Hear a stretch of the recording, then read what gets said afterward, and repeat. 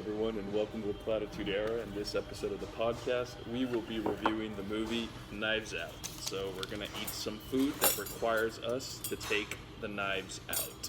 What is this movie about?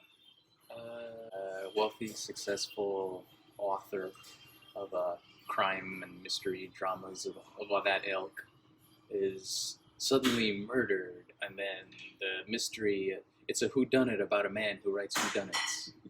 Somebody killed this man, and we gotta figure out who. So, is this an ironic thing? Ironic? Yeah, he writes mysteries, now he is the mystery. Sure. Makes sense.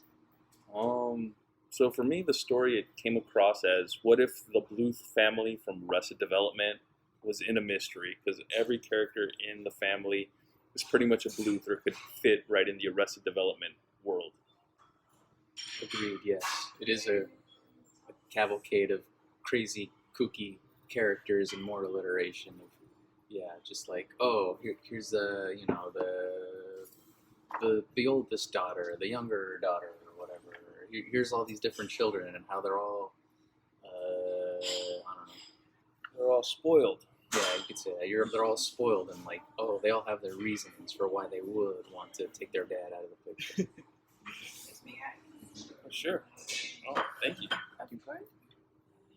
Oh, wow, that looks good. Will you like some ketchup and hot sauce? Yeah, I'll take Cholula. Okay.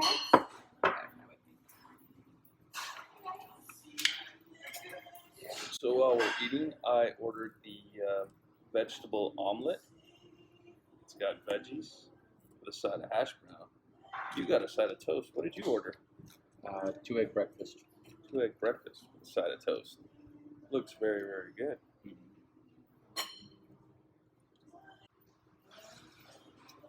Oh, thank you so much. Of course, enjoy. So, what's interesting about this movie and about the story and the way that it's shot, it came across like, I don't know if any of you, but I had to do it once in my high school, was mystery theater or murder mystery theater.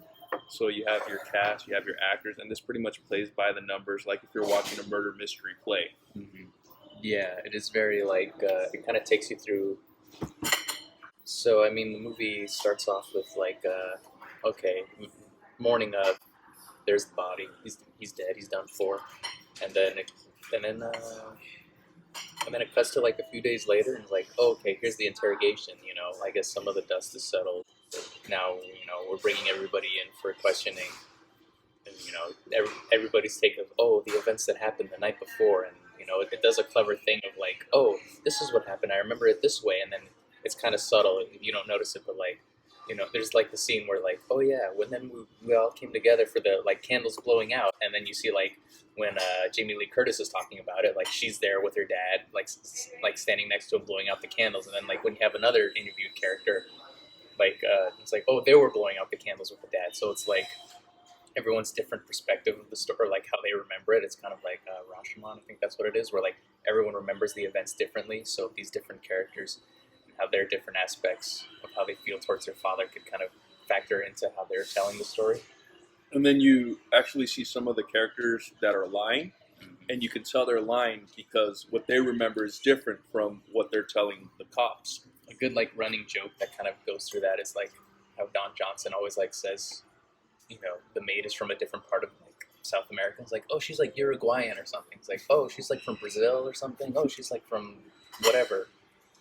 So just like, I don't know, factor that into their to their egos, as well as like, how they feel about this person, how they view themselves. Now, I just remember this from Bob's Burgers because there was an episode where they had a murder mystery play. Mm-hmm. But in every murder mystery, are they supposed to have a red herring? Yes. I don't think this movie really had a red herring. Right? It felt straightforward to me. It felt very subtle because, how you said, everybody in the family could have done it, or you were led to believe that each member of the family could have done it. They had their own reasons. Mm-hmm. So it was a very subtle red herring, but it didn't really stand out. This wasn't like Usual Suspects. I know everyone that talks about Usual Suspects, they always say, I always thought it was this character. And then at the end, it's not. So it depends on... Yeah, well, because I don't. It'll be a spoiler, but it tells you what happened. Like pretty early on in the movie, it tells you exactly what happened in the movie, and it's pretty unconventional. Talking about Ryan Johnson and his subverting of expectations here. Yeah, so I'm glad you brought up Ryan Johnson. Ryan Johnson is the guy that single-handedly ruined Star Wars, and Star Wars will never be able to recover.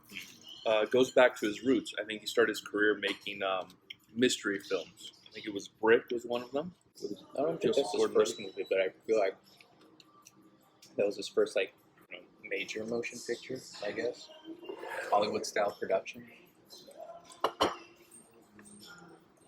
So he goes back to his roots, and because pretty much the movie comes off as if it was a murder mystery play, he's like, "Oh, I'm a competent director. I directed Star Wars, so let me do some subtle things here so it doesn't look like a straightforward play like you're watching a play and you're actually watching a competent director direct."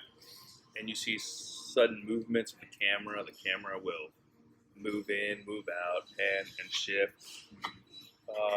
As far as the acting, there were some really good actors in this. Captain America, Chris Evans steals the show.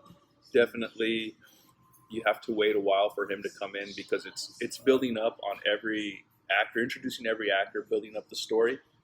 And then once he comes in, he steals the show. And it makes sense why they put him further back in the movie, because if he comes in from the beginning, steals the show, story never progresses, never develops, and then, you lose the whole point of the movie. You put him at the end, and then it just, takes you for a ride once you already understand the players, understand the characters. Yeah, I kind of wish there was more of everyone in this movie. I feel like Toni Collette's only has 5 minutes of good dialogue in this movie, and I enjoyed what she was able to bring, but she's and then kind of shuffle her off to the side. Everyone here is an interesting character, and I wish there was more of them. But because there's so many different characters, and, the runtime can only be so long. You kind of feel like you're missing out. Oh, there would have been nice if you got to see more of this character, more of this character, more of everybody. But it almost feels. I don't want to say they're pushed off to the side, but they're kind of, removed because the main character is Ana de Armas' character, and the movie mostly follows her, and then supporting her is also Daniel Craig's character. Yeah, Anna is the centerpiece of the movie, so everything revolves around her. She's pretty much, I guess Reed Johnson is famous for that episode of Breaking Bad, The Fly on the Wall. It's just called The Fly. The Fly. And synopsis is, it's about a fly on the wall. So Anna's character is pretty much the fly on the wall. We're following her. Nobody really notices her in the movie because you think she's the help, but she's really a registered nurse. And nobody pays attention to her because, like you said, she's from another country. Doesn't really stand out. We're following her and how she views the family. So I guess it was Ryan Johnson going back to another one of his things, the fly on the wall. And that's how you're introduced into the family. So it's kind of like you feel like you're at the party. You feel like you're going through the investigation because you're tagging along with Anna, the fly on the wall.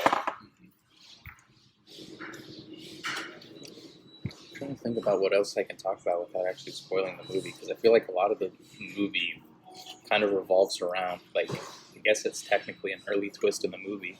So a lot of the movie revolves around that, and then the rest of the movie's kind of based off of okay, this character's in a situation, how are they supposed to get out of it? Knowing what we know, how are they supposed to reverse, or lead astray all the other characters from catching on to her.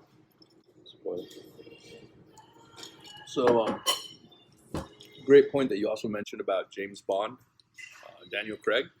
Since he's known for his British accent, in this movie he plays a Kentucky Fried Chicken Colonel Sanders speaking character. He's got this southern roll when he speaks, and I found it very distracting because I know that Daniel Craig is English, so it just didn't fit. My brain could not accept that he was from the South or from Kentucky. Well, because if you'd already seen the movie Logan Lucky, where he already does a weird southern accent, even though you clearly know he doesn't have a southern accent, then it kind of tempered me to that. So I'm like, oh, I'd already seen him do this kind of character before, so it didn't matter to me. I'm like, okay, it's kind of hard for him to do a normal American accent. So when you got a dude with a thick, heavy British accent. I guess you gotta give him a super thick, heavy Southern accent to counteract it. I guess we said as much as we could without spoiling the movie. Now it's time to give our recommendations. Let's see what our friends at Rotten Tomatoes had to say. Our friends at Rotten Tomatoes, critics gave it a 96%, certified fresh. Audience gave it a 93%. So critics and audience love this movie. What's your recommendation? For me personally, I don't know. I think it's a good movie. I think, it's got a great cast and great performances and all that. My only knock was, like I said before, there's so many interesting characters that I kind of wish they had more screen time. But other than that, I think it's a pretty solid movie. It's well crafted, well directed, well acted. All the check boxes are marked as what you would look for in a good movie. A good mystery. Mm-hmm. But also, like, I don't know. I forgot to mention this before, but this movie kind of reminded me a lot of Ready or Not.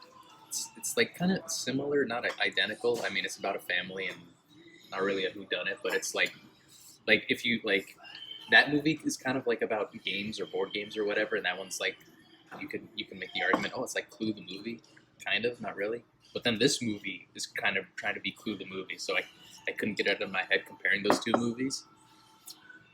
I think they're both good, but I couldn't, like, in my head, even though they're not really that much alike, couldn't help but compare those two. And Ready or Not was such a interesting movie for me that I wasn't expecting. So when this movie comes around, I can't help but draw connections with it. I'm like, yeah, I kind of feel like I've seen this before, but not quite. So I couldn't help that. It's a good movie. It's a recommendation. Go see it. But I remember, I don't know. I feel like I walked out of Ready or Not with something more from that than with this. I'm glad you brought that up. My recommendation for this movie is don't miss it. You're definitely going to have a good time watching it. I'm glad you brought that up. The house, the mansion, the experience did feel like the movie Ready or Not, which was that scary movie about hide and go seek. And the only thought that came to my mind was, oh, I see how they saved money in the movie Ready or Not. So after they were finished filming the movie Knives Out, the people working on Ready or Not said, hey, what are you going to do with the set, that mansion set? Oh, we're done with the movie. We're going to demolish it. Hey, can we borrow that? You're going to finish that set? So, gave our recommendations. We gave a review. Now it's time for the spoilers. So if you don't want to be spoiled, pause the video. Watch the movie because you have to see it. Unpause it, and we're here in the spoiler zone. So welcome to the spoiler talk. What did you want to spoil? Well, I mean, maybe the part of the joy of this movie is not knowing it, but I guess if you've already seen it, that's why you're here. But, I like the idea. It's like the whodunit is I did it, but now, see me, I did it, but I didn't actually do it. I was there when the done it was did. So this is me trying to get away or trying to escape from my situation. So I don't know. I thought it was a lot of fun moments to have, when she's in the background and you see Daniel Craig doing all of his sleuthing, and she's like, "Oh, I left this evidence behind. Let me throw that evidence away." Fun stuff like that. I don't think there was really that many twists or spoilers. I mean, Chris Evans did it, was the reason for the cause of death, but I mean, the bad guy was the bad guy. What a twist! But he was so lovable that you never saw it coming. Or some people will see it coming because everyone watches these kind of movies and they're trying to figure out who did it. Mm-hmm. So you're going to have a few people that are going to be like, oh, it's the character you see the least, Jamie Lee Curtis. Mm-hmm. Oh, it's the character you see the most, which is Anna. Oh, it's the character that just popped out of nowhere and is the big star, and it's very odd how they introduced him to the movie, Chris Evans. So there's a reason for you to think why each character did it, and I know a few of you watching the movie are going to think it was Chris Evans, and you'll be right, and you're like, I knew it the whole time. But then it kind of leads back to my point how I wish there was more of these characters. I wouldn't think that about Chris Evans because he's in the movie a lot because he's trying to help out Ana de Armas. So you can't. Another trope of these whodunits is, it's usually the person who's very nice to our main character, and he kind of did that right away, even though previous recountings of his story were he's kind of a douchebag and nobody likes him. So I mean, I don't know. I wouldn't say like, you know, I had automatically pinned it on him, but like when the reveal comes out that he did it, I'm like, yeah, makes sense. I guess that's kind of what you want from a twist ending, is you didn't see it coming, and it's kind of hard to not like when you have all these other characters, you know, who all have their reasons, but you don't get enough of them, and then your focal point is Ana de Armas' character, and then you have Chris Evans, who's here helping, but he doesn't really have a reason to, other than I guess greed or something. I don't know. Like I said, it didn't jump. That's kind of why this movie didn't jump out at me, is because like, the quote unquote reveal it seems pretty obvious. It didn't make me gasp or leap out of my chair and go, no way. Yeah, I felt the same way too. It didn't make me leap. The reveal didn't make me leap or gasp. But I was thinking, wow, you have too many plates spinning. The story's very well crafted. I know at a certain point it's just the ball's going to drop and I'm going to be mad. Mm-hmm. And then I was just like, you ended it very well. You never dropped the plate. You wrapped it up nicely. Good job, Rian Johnson. He didn't drop the plate, but for me, he didn't make it do 3 black flips and then, you know, doing around the world with it. How's everything, guys? Oh, it's very delicious. Thank you. Service really good. Food's really good. Thank you. Yeah. So that's it. Is there anything I want to spoil? That's what I want. I mean, that was a good point that you brought up, that it's always like the person nicest to the character. So you had the original guy, Mr. Thornberry, who was always nice to Anna. You had Chris Evans, who was always nice to Anna. So, like you said, whoever was nice to the main character is the one who did it. And Mr. Thornberry did it to himself.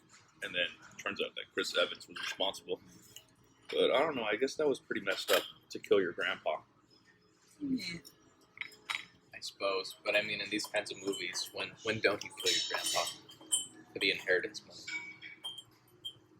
Oh man, we got to talk about this in the spoiler. Hollywood being Hollywood. The political stuff. Yeah, it seemed kind of weird and out of place. Like, it was just mentioned for the sake of being mentioned. Oh yeah, like, this doesn't really belong in the spoilers, but like, so going back to like how I wish they did more with the characters, and going on to your point, so you have this one character who's supposed to be like alt-right, you know, Republican, whatever other terminology they use to be like, you know, a little shithead or whatever, but he doesn't do anything in the movie. There's only one scene in the movie, and that's just he happens to have heard something during an argument.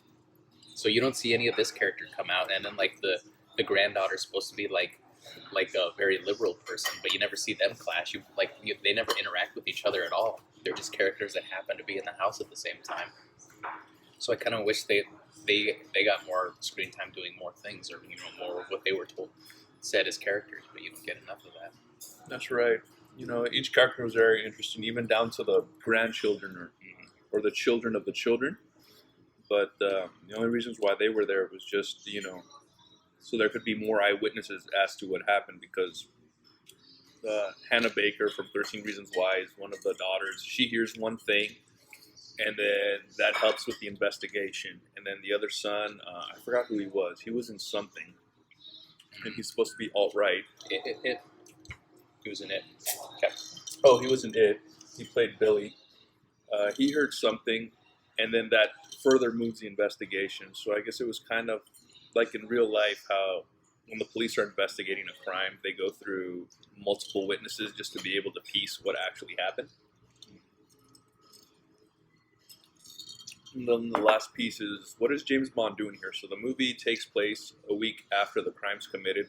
The police wrap it up and determine that it's suicide. And then what is James Bond doing here a week after? And it's because somebody hired him. So it's not only you're trying to figure out who murdered Mr. Thornberry, but you're also trying to figure out who hired James Bond. So you had two mysteries at the same time.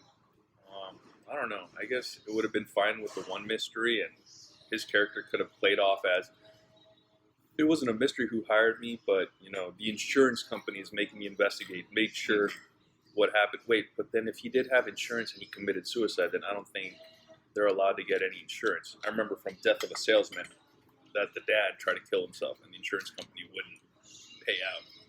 So I don't know. I guess that's what's hard about making a movie with lots of twists and turns. Is eventually you get tangled up in the web you weave. Yeah, so just forget about what I said. Go watch the movie. And thank you for watching us, Platitude Era, our podcast. If you like these, where we're out on the field, on the scene, talking to you guys, Getting give us a like. demonetized by the background music. I hope not. I hope the mics don't pick up that and just our voices. Give us a like, everyone. Subscribe, and we'll continue to make more videos just for yous. Do we need to sync again?